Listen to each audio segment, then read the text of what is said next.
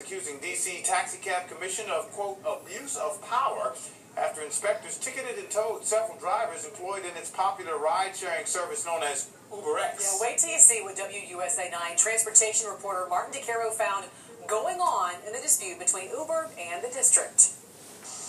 Wednesday night in Northwest D.C., near the Fannie Mae building on Wisconsin Avenue, workers leave offices to meet the UberX drivers they apparently ordered on their smartphones with the Uber app.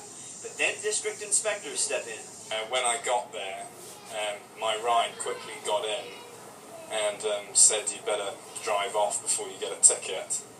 Before I'd driven 2 yards, the police had stopped me and they told my passenger to get out of the car. The reason why inspectors were waiting for drivers like Thomas Rossetti, a stay-at-home dad who drives part-time for UberX, was the property owner complained that ride-sharing drivers were becoming a nuisance by trying to pick up people hailing regular cabs. But in this case, Rossetti says he did nothing wrong. He says he picked up a passenger who ordered the ride through the Uber app.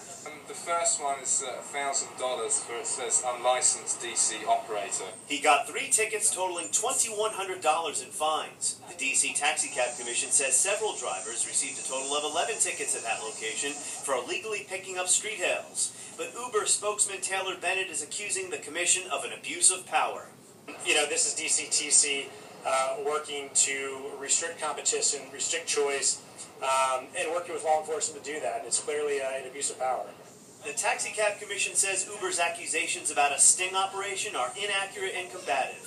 D.C. Councilmember Mary Cheh says UberX is not illegal, but it will take legislation she's proposing to clear up this situation for everyone. And that's why we're going to have this basic division between street hails, which Uber and those services are not allowed to do, and app services. Cheh's meeting with taxi regulators next week, and the council returns from recess in 2 weeks to take up her bill. In the meantime, Uber says it'll pay the fines for the drivers who were ticketed last night. Martin DeCaro, WUSA 9. Uber is dealing with regulatory issues in Montgomery County, Maryland as well. Today, County Councilman Roger Berliner sent a letter to the county executive, Ike Leggett, asking his office to work with Uber instead of approving new regulations that could force the company out of the county. Last month, the county's top transportation official notified Uber it could run into challenges because it operates like a taxi cab company without having the proper county tax.